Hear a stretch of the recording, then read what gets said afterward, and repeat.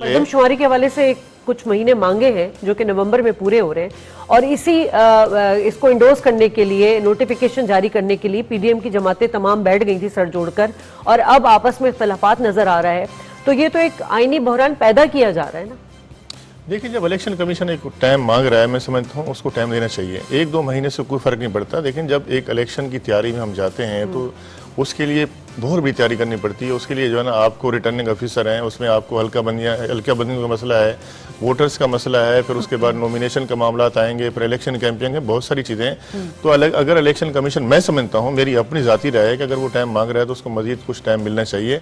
सबसे पहले जो है, इस मुल्क के अंदर जो महंगाई है, बेरोजगारी है, जो लैंड एंड सिचुएशन है, जो ज़ख़ीरा अंदोज़ी है, जो स्मगलिंग है, इसको रोकना चाहिए। अभी जो कुछ दिनों से हमें बेहतरी नजर आई है, मैं समझता हूँ कि इसको आगे चलना चाहिए और जब इस्तेहकाम आ जाएगा मैशत हमारी बेहतर हो जाएगी और कुछ एहतसाब भी होना चाहिए।